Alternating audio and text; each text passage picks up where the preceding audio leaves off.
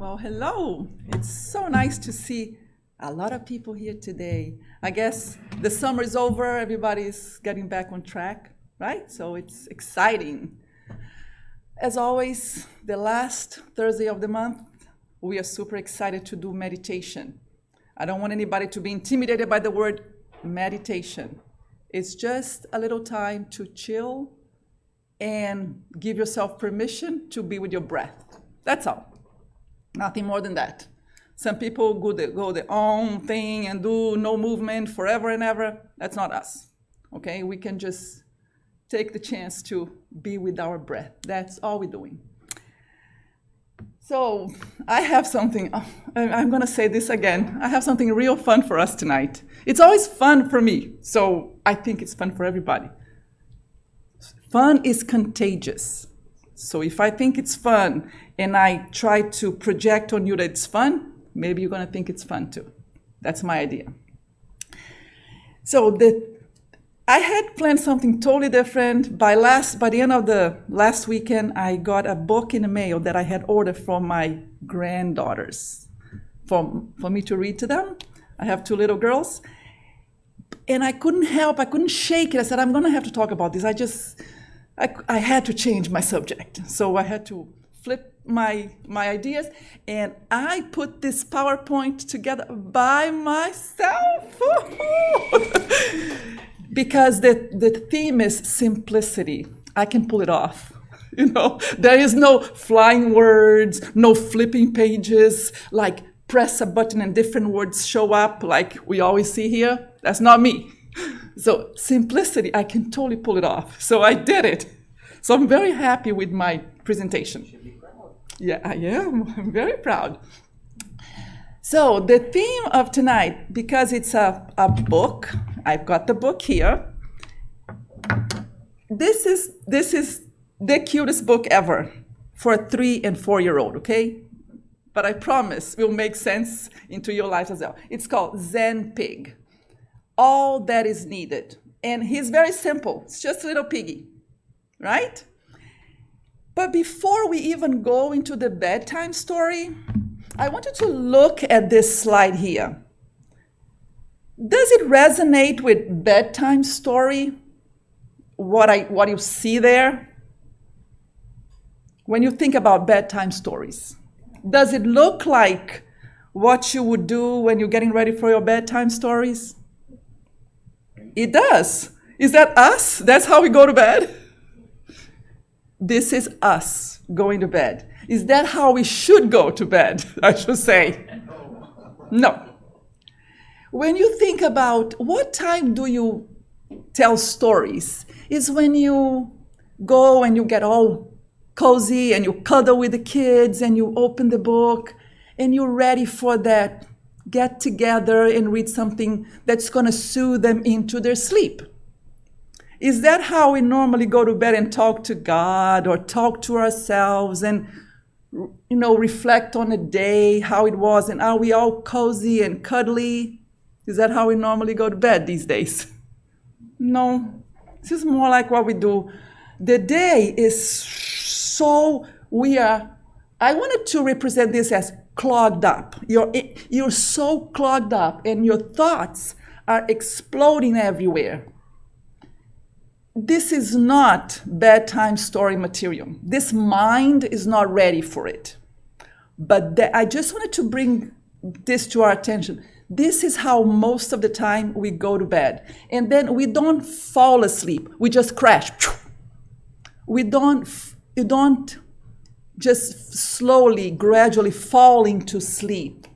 We just basically turn the switch off, boom, because you're so exhausted and the thoughts have been bugging you all day long and you are in this accelerated way of living, that by the time you actually fall asleep, it's by default, boom, done.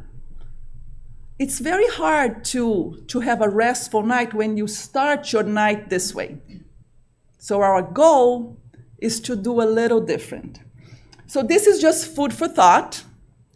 When we think bedtime stories, let's try to go to bed, not with the clogged up energy. If you feel like that's where you are, I'm going to do something a little crazy here.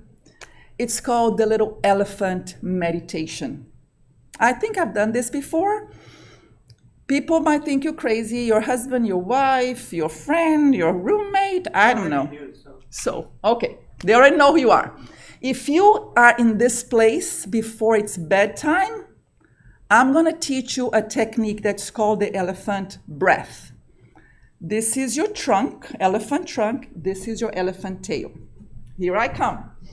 Trunk and tail. You're just gonna make it super loose.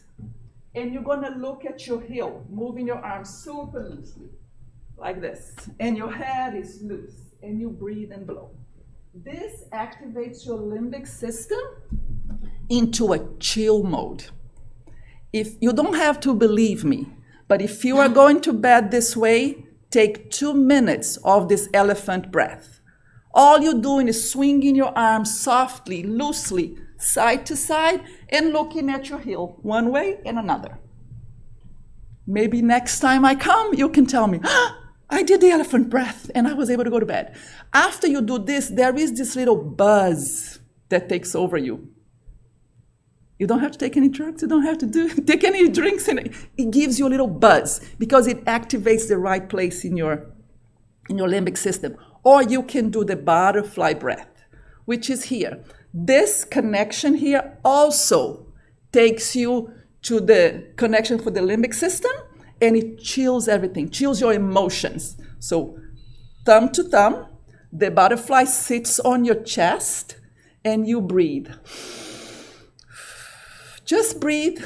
We all know how to breathe, but this movement chills your brain.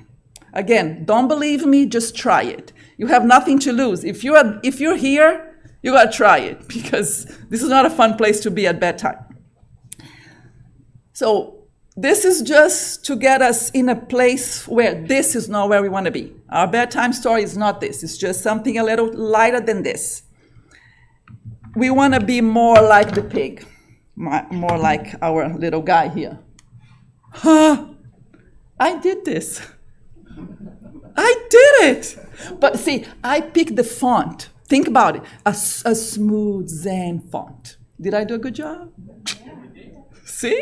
Simple. I'm doing simple because simplicity is the name of the game for tonight.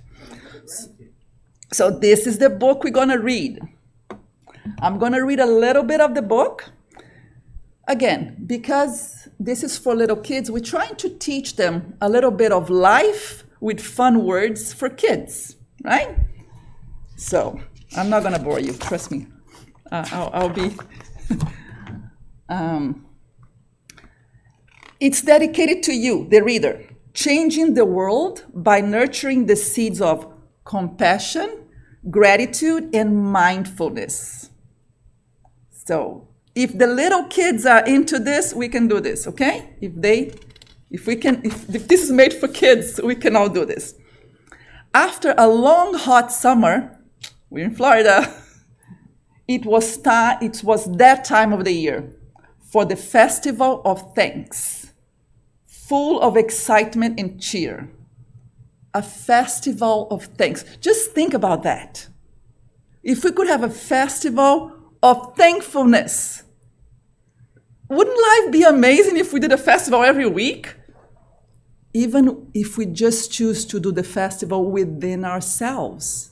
Even if we don't go anywhere, just have our own little festival, a private festival of thankfulness.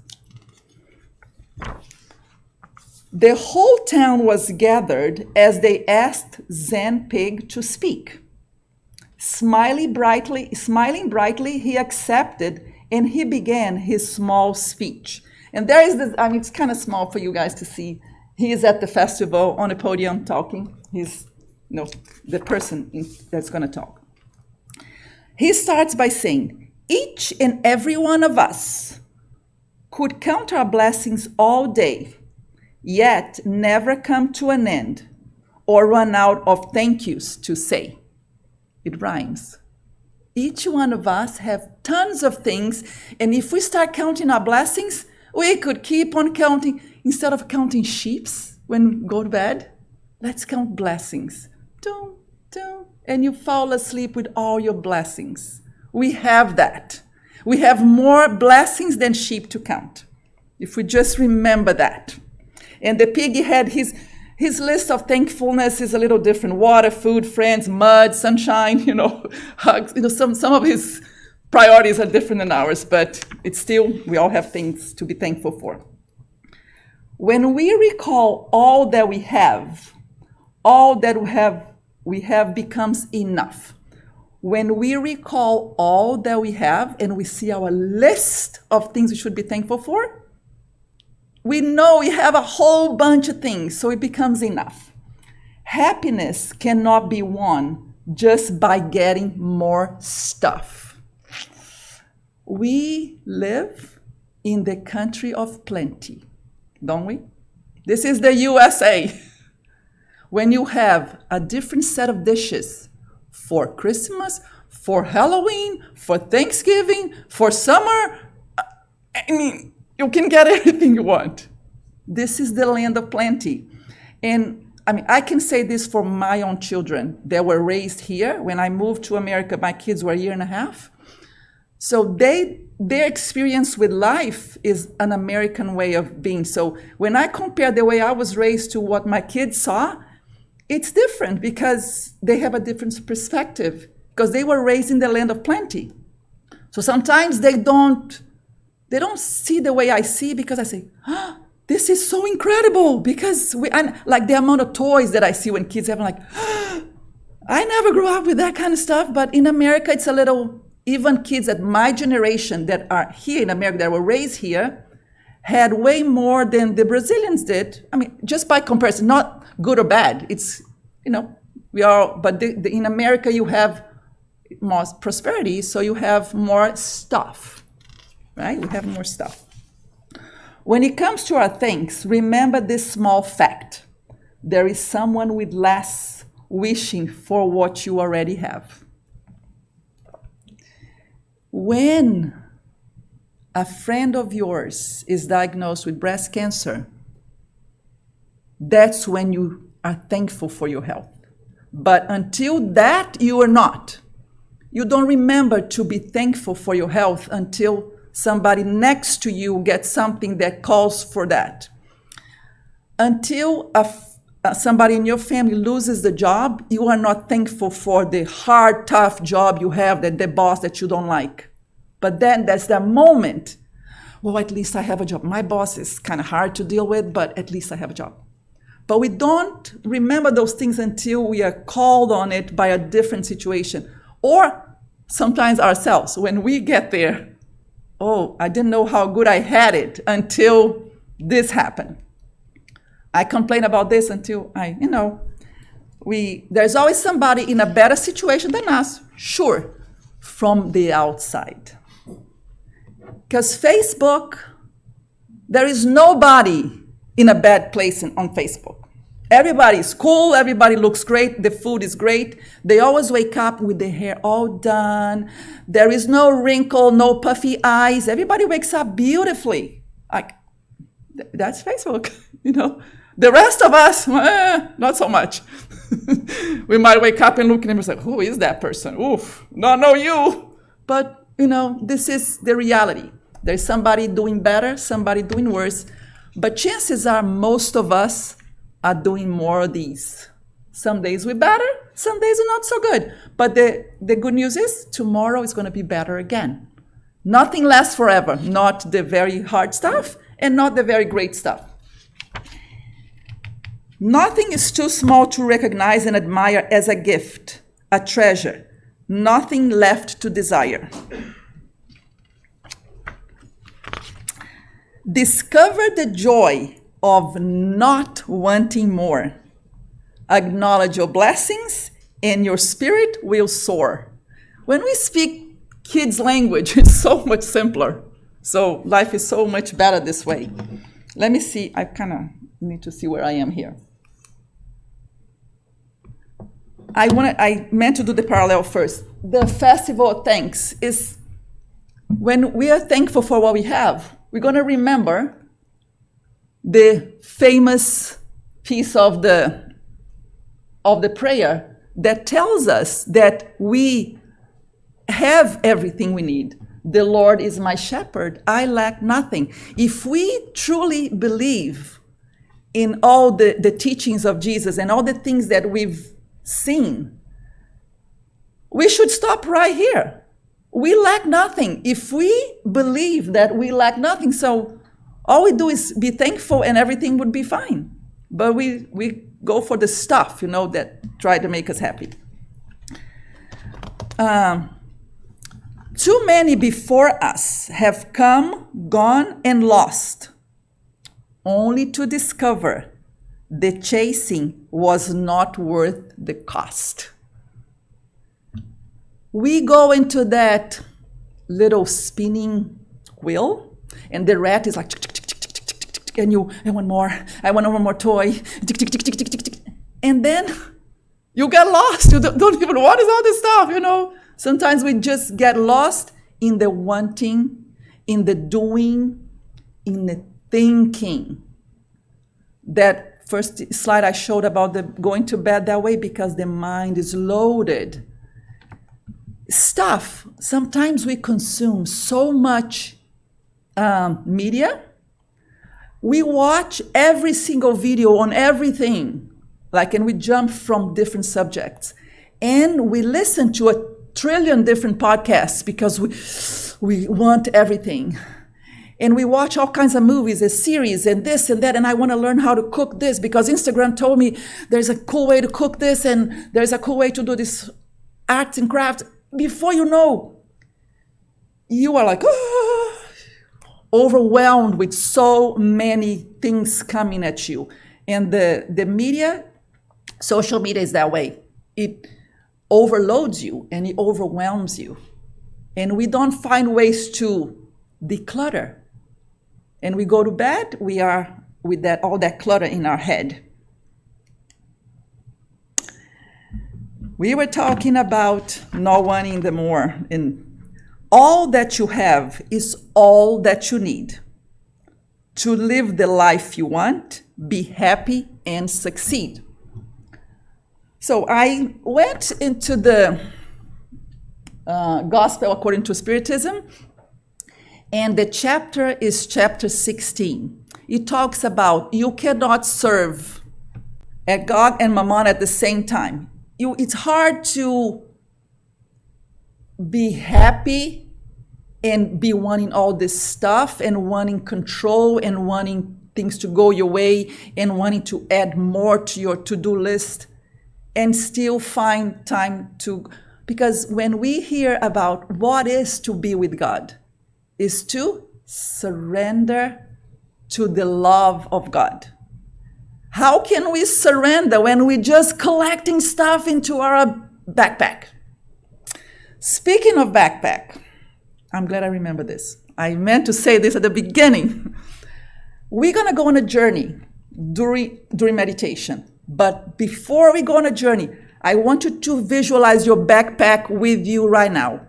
And as we talk, I want you to remember everything that you have that is stuff that you don't really need, but you've been wanting and you still have it, that you could maybe part with that, but you're not quite ready to part with that.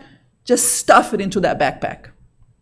All the things that you've been going for extra, that extra pair of jeans that you have 20 in your wardrobe, but you want one more. Stuff it. The shoes, the girls in shoes, and the other lipstick that everything. And the guys, how many Home Depot tools do you need? Really? Come on. How many? Is it really necessary? One for each little thing? Okay. How many hats do you need? How many cleaning tools for your car? Oh my gosh. So everything that you have that is stuff it into your backpack, because you're going to need that backpack for our journey. Okay? So here we go. Don't make it too heavy, because you're going to have to carry it. Okay? Don't make it too heavy. So there is a nice, beautiful text there from Lacordaire, and I just got a little piece of it. That says, go and sell all you have and give money to the poor, and you will have a treasure in heaven. Then come and follow me. This is the Bible telling us when Jesus was asking for the disciples to follow him, he said, I'm here for you. I want to follow you. And I have done all my work that you asked me to do. And then he says, I'm going to ask for one more step. Give all that you have, then you can follow me. The parables, everything comes not in real, you don't say it in clear words. You also have to understand the meaning behind it, right? The parables is like that. So the metaphor, that's my word, thank you. When you say, give your treasures to the others so you can come with me, what he's trying to tell us, it's very hard to follow me when your backpack is super heavy.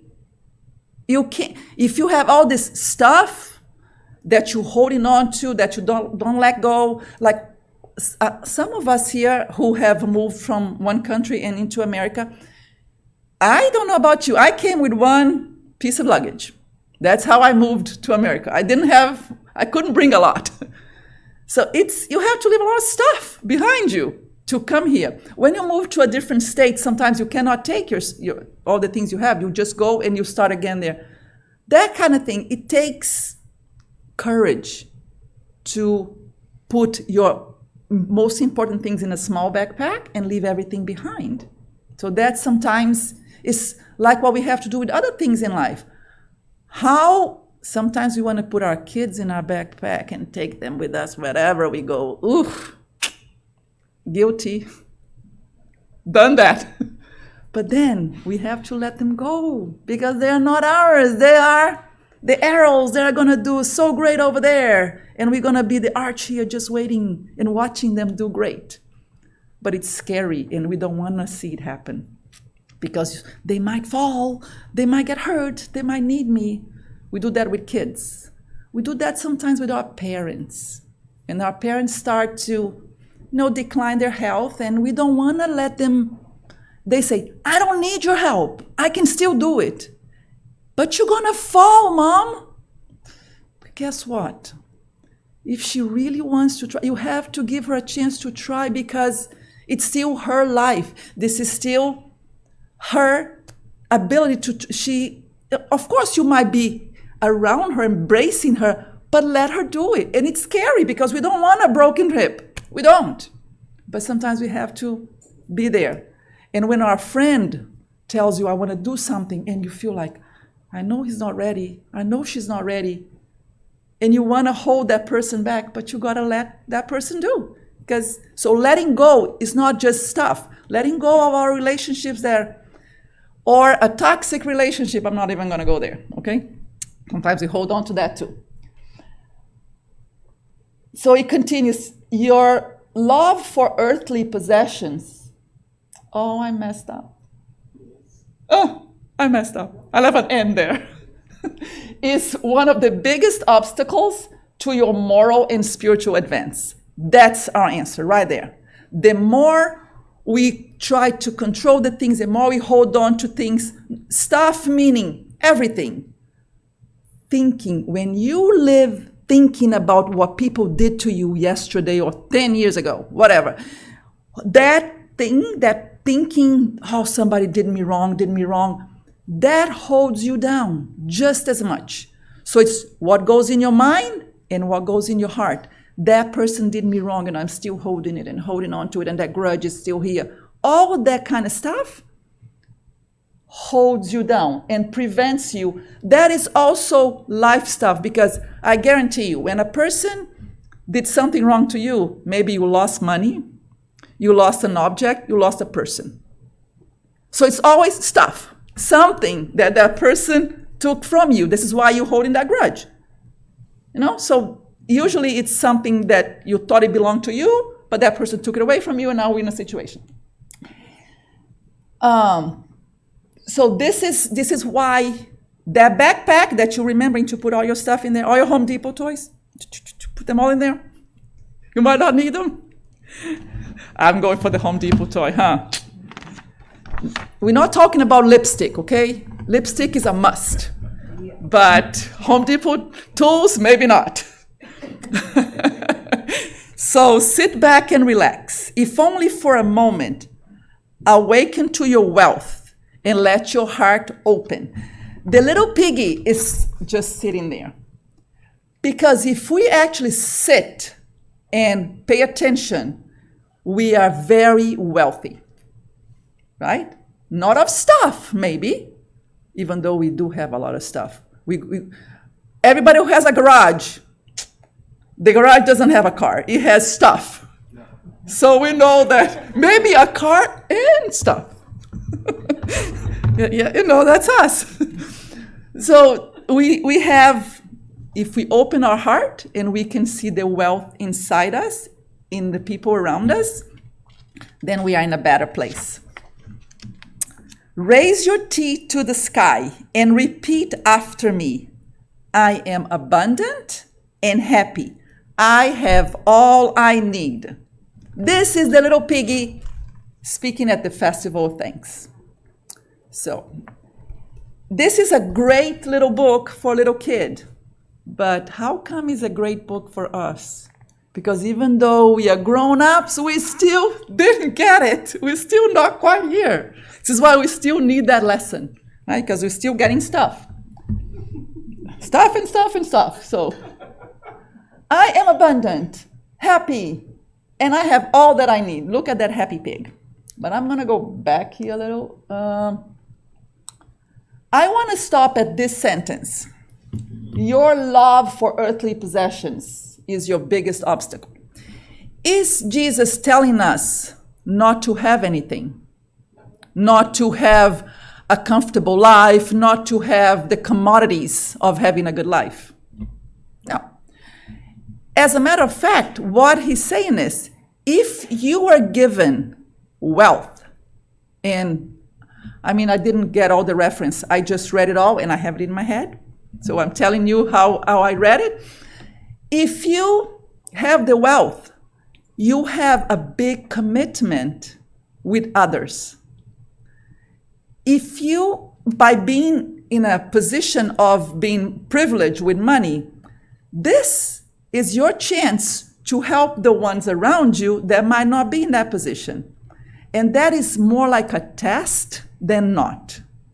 People think that being rich is the coolest thing. It's such a test because you can become easily very arrogant and very entitled and very possessive and very bossy and ugly because you can pay for everything you want. You've got all the money.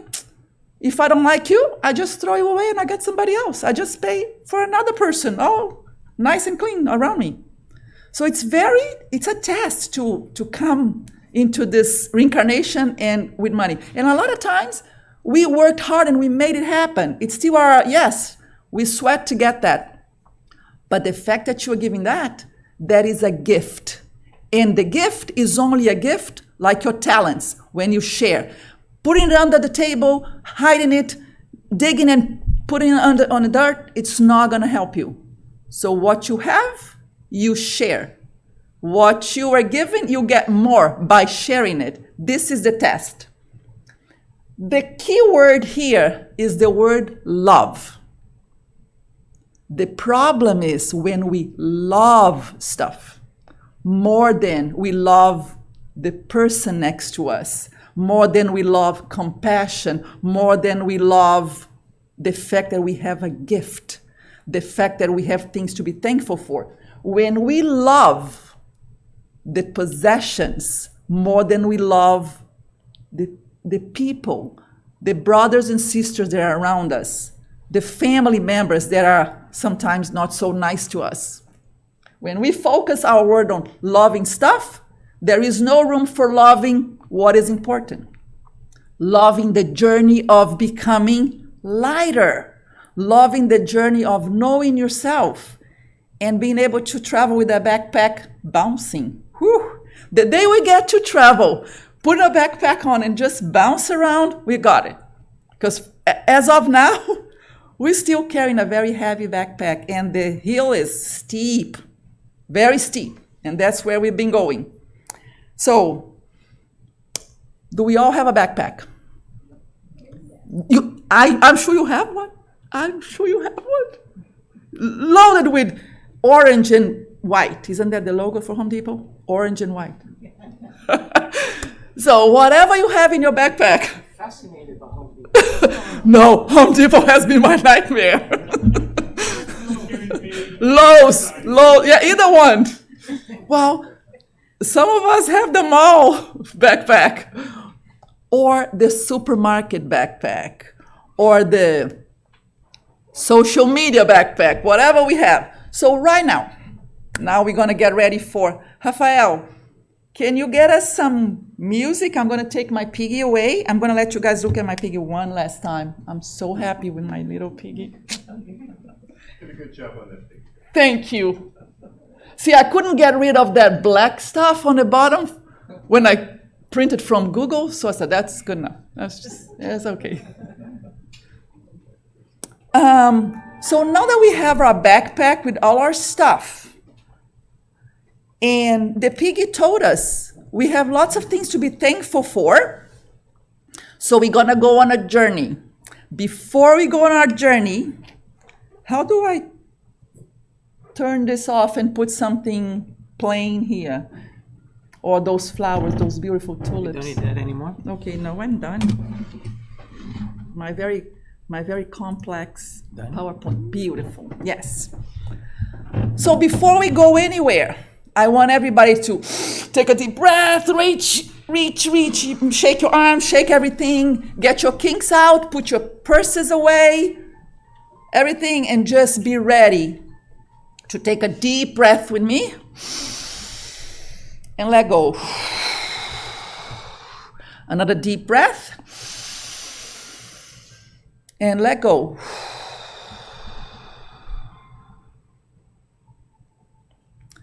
If closing your eyes is a problem, you can be looking at this image. That will be fine. But if you can't close your eyes, close and keep your breathing in and out without any effort.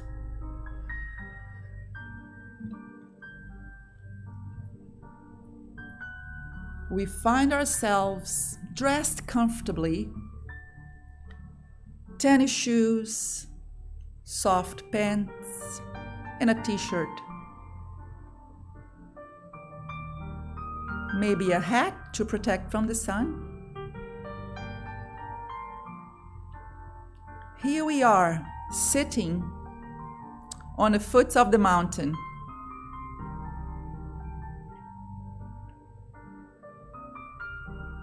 Next to us,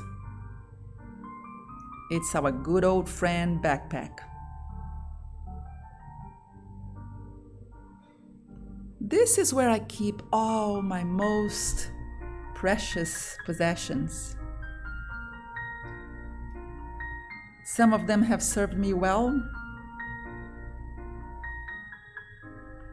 Some of them, just heaviness, always.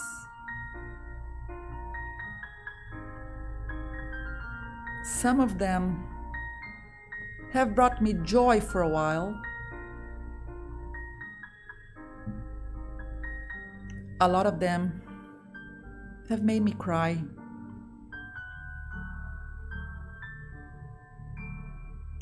But most of the things in my backpack know my story.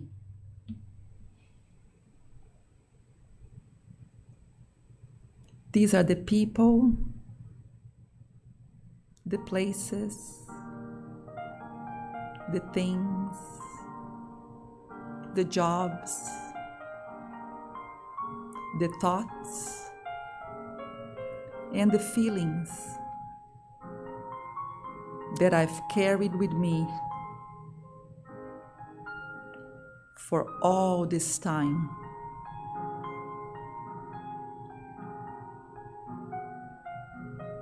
And I still keep putting things in my backpack. as I go through life, because every day is another day to get more stuff, more thoughts, more relationships, more things that make me happy, and yes, more things that will be trouble, but I still want them.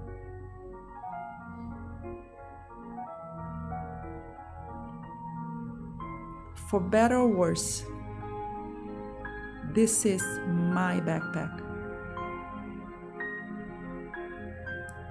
And I do have mixed feelings when I look at it. Some days I love it. Some days I don't even want to see it. Some days I want to punch it.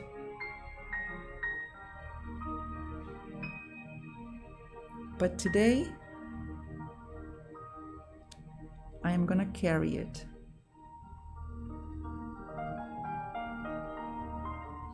And I'm gonna go up this very steep mountain in front of me.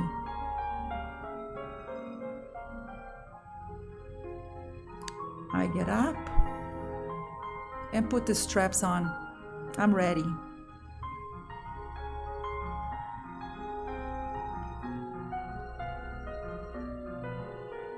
I take a deep breath.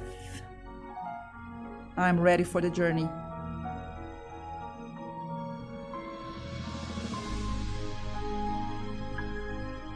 I have 1,000 steps towards the top of this mountain.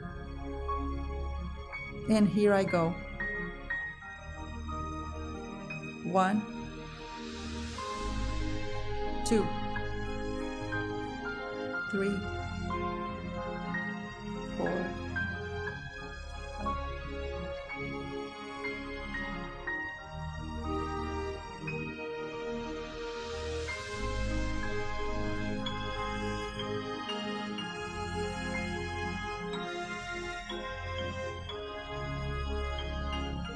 Step 20. It's a little uncomfortable. Things are a little heavy.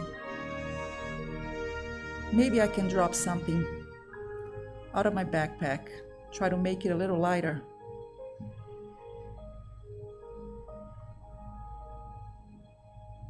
And I keep on going.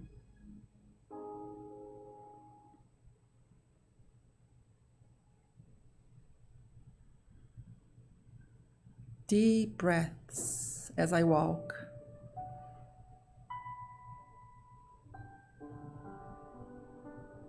And I make a decision. I do want to make it to the top of the mountain. So as I walk, I will breathe. And every time I find the backpack too heavy, I'm gonna stop. I'm gonna unload something. And I'm gonna keep on going because my goal is to make it to the top. I'm gonna go on my pace. Stop when I want. Breathe when I want. Take out what I think I don't need anymore. And here I go. 21, 22, 23, 24.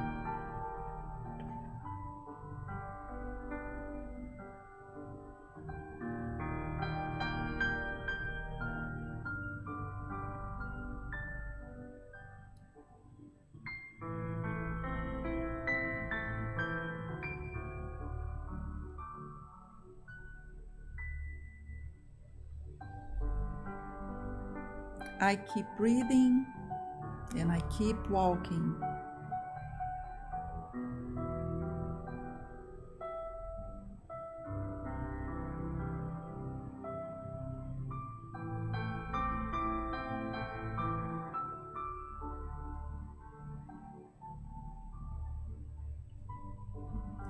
I can go a little faster now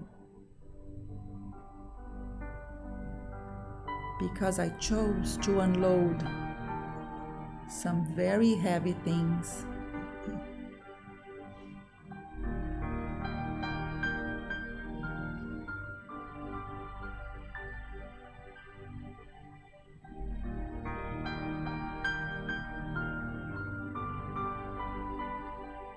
And I keep on walking. Certain things are very hard to let go. They've been in my backpack for so long. I struggle, but I know it is my best choice. If I want to make it to the top, I need to unload this one thing that is really hard to let go.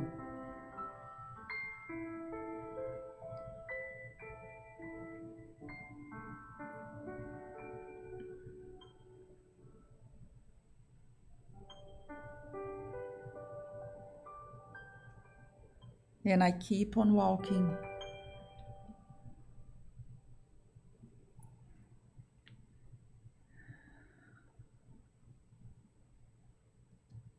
$992. I am almost there. I still have some things in my backpack. You know, it's kind of hard. I'm so used to them. I don't want to let them go. But I unloaded a lot of stuff. 993. 994. 995.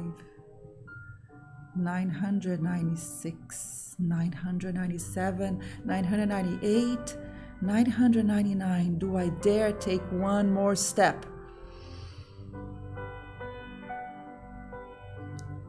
I make a decision. I put my backpack down just for that one last step. I can part with my backpack for a moment, just for a brief moment, and I take one more step. Light. 1,000. And I find myself on the top of the mountain. I take a deep breath. The shoulders are down, light. The breath is soft. My heart is open.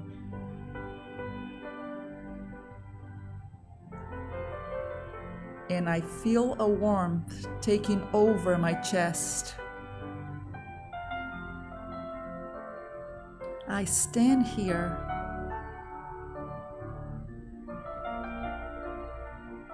and I realize the reason I came to the top of this mountain was to find out that I am happy, that I am abundance. Even when my backpack is not with me,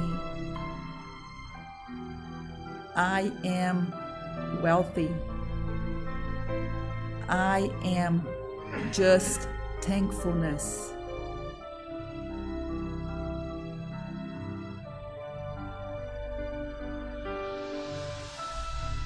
I sit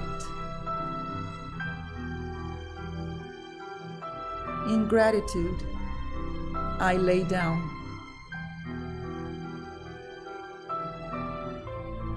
And I let the sun warm my heart, my soul, and I rest with a smile on my face. Now I know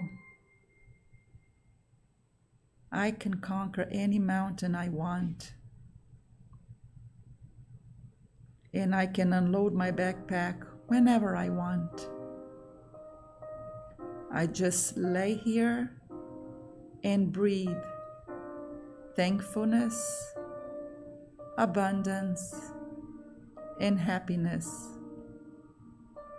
The Lord is my shepherd, and I lack nothing.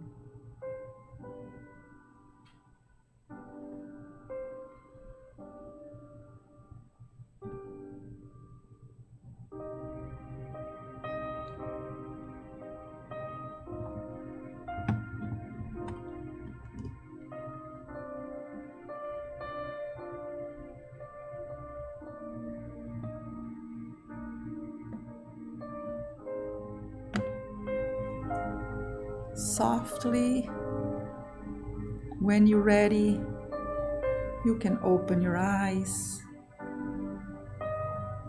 trying to stay with that feeling of lightness that comes from unloading.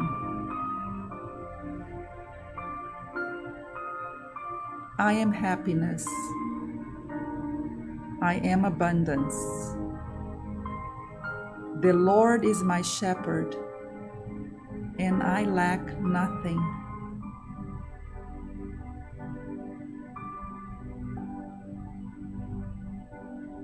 Thank you all for being here. Thank you all for joining me and trusting the journey. You can do an exercise similar to this whenever you feel that you are too heavy. We're gonna get ready for the passes, but as we wait, we'll try to stay at this level when our breath is soft and our mind is quiet. And when we go to bed tonight, we will be ready for bedtime stories. Maybe we can ask Jesus to sit by us and tell us a story tonight when we go to bed. He is filled with stories that we could have one after the other until we fall asleep.